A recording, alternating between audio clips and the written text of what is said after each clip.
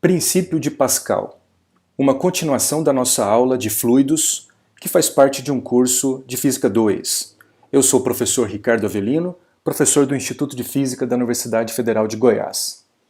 Uma aplicação do princípio de Pascal é a alavanca hidráulica, ou elevador hidráulico, em que a força de saída, F2, é maior do que a força de entrada que foi aplicada. Isso não viola alguma lei de conservação? É o que nós vamos ver. Primeiramente, o que nós vimos na aula introdutória?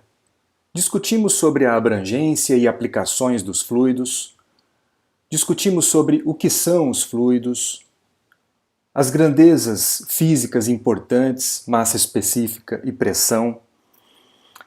Discutimos sobre fluidos em repouso e a relação entre pressão e profundidade e como medir pressões. Nessa aula, vamos ver sobre o princípio de Pascal. Esse princípio diz que uma variação da pressão aplicada a um fluido incompressível. O que é um fluido incompressível? É um fluido que tem uma densidade, uma massa específica que não muda com o tempo. Então, uma variação da pressão aplicada a um fluido incompressível que está contido em um recipiente é transmitida integralmente a todas as partes do fluido e, naturalmente, às paredes do recipiente. Então vamos por etapas. Se a pressão externa é a pressão atmosférica P0, então a pressão em um ponto qualquer do fluido é P0 mais ρgh, tal como vimos na aula introdutória. ρ é a densidade do fluido, G é a constante da gravidade e H a profundidade. Mas a forma genérica dessa expressão é pressão externa mais ρgh. A pressão externa pode ser maior ou menor do que a pressão atmosférica. Nesse caso será maior, eu tenho uma pressão atmosférica mais uma pressão devido à força, peso desse recipiente com bolinhas de chumbo atuando sobre a área desse êmbolo. Se colocarmos mais bolinhas de chumbo sobre o êmbolo, fazendo aumentar a pressão externa, a pressão aumenta do mesmo valor em todos os pontos do líquido. Então a pressão no ponto P, ela será a pressão externa mais o aumento da pressão externa e o termo ρgh. Ou seja, a variação da pressão no fluido é igual à variação da pressão externa aplicada. Veja, a variação da pressão ΔP no fluido é igual à variação da pressão externa aplicada. Aplicações do princípio de Pascal. Uma aplicação está quando usamos um tubo de pasta de dente.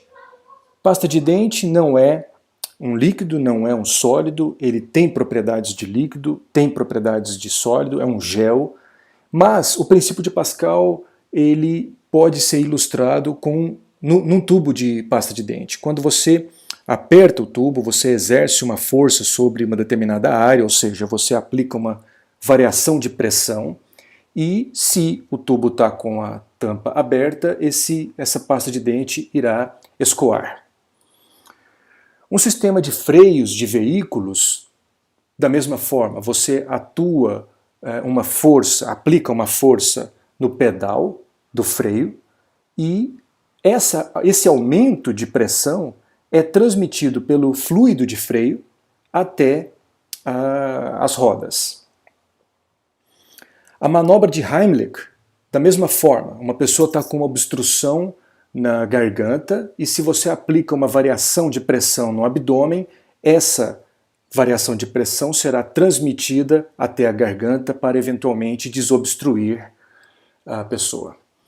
E a alavanca hidráulica, que é o exemplo que eu vou discutir, que ilustra todos esses aspectos que já foram apresentados nos outros exemplos e ainda um aspecto bem interessante de aumento da força resultante. Veja, eu tenho um líquido, como o óleo, e dois êmbolos, o êmbolo de entrada e na saída. Se eu aplico uma força F1 ou Fe, como nessa ilustração, sobre uma área AE ou A1, eu tenho então uma variação de pressão nesse fluido. E essa variação de pressão, pelo princípio de Pascal, é transmitida integralmente ao fluido e, portanto, essa variação de pressão no êmbolo de saída resultará numa força F2 sobre essa área do êmbolo A2. Ou seja, matematicamente eu tenho essa expressão que ΔP é igual a F1 sobre A1, que é também igual, portanto, a F2 sobre A2. Se eu isolo F2, passo o A2 para o outro lado, eu tenho que a força F2 é igual à força F1 aplicada, vezes esse termo A2 sobre A1. Em sendo A2 uma área maior do que A1, essa razão A2 sobre A1 é maior do que 1 e, portanto, F2 será maior do que F1. Então, sendo a área de saída maior que a área de entrada, a força de saída será, naturalmente, maior que a força de entrada. F2 maior que F1. Coloquemos esse resultado em destaque e vamos analisar a seguinte questão. Isso não viola alguma lei de conservação? Tipo a lei de conservação da energia? Porque eu tenho uma força resultante maior do que a força aplicada? Vejamos. De novo a ilustração e observe que o êmbolo de entrada será deslocado para baixo de D1 ou DE. E o êmbolo de saída será deslocado para cima de D2 ou DS. De tal forma que o mesmo volume V de líquido é deslocado pelos dois êmbolos. Lembre-se que discutimos a propriedade de incompressibilidade do fluido. Tá? Então, o mesmo volume deslocado no êmbolo de entrada será deslocado no êmbolo de saída.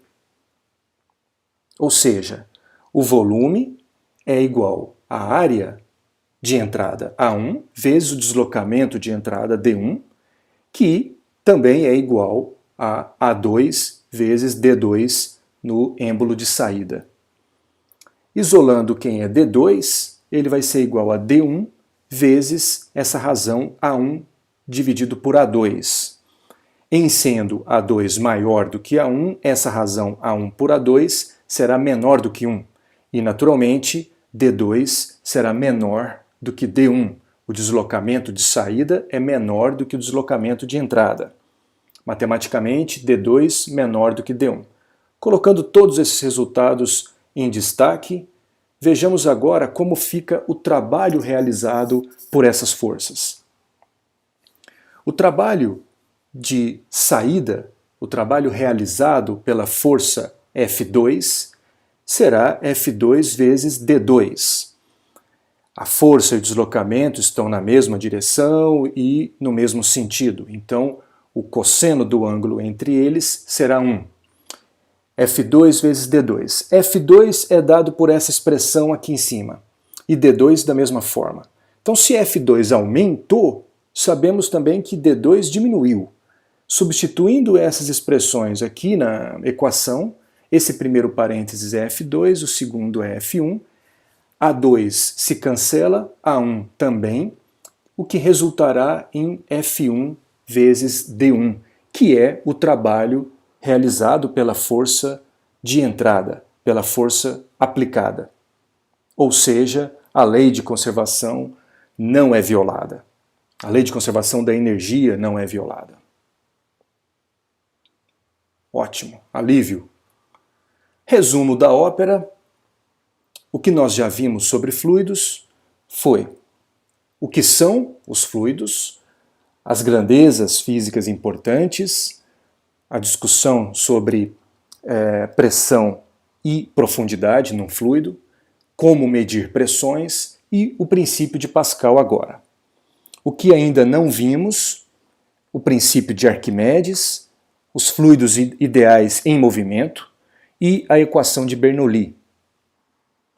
Agradeço pela sua atenção, espero que esse material tenha contribuído para o seu estudo de física, em especial de fluidos. Para assistir outros vídeos e a aula introdutória, pode se inscrever no canal e, se possível, indique se gostou e faça comentários e sugestões. Muito obrigado.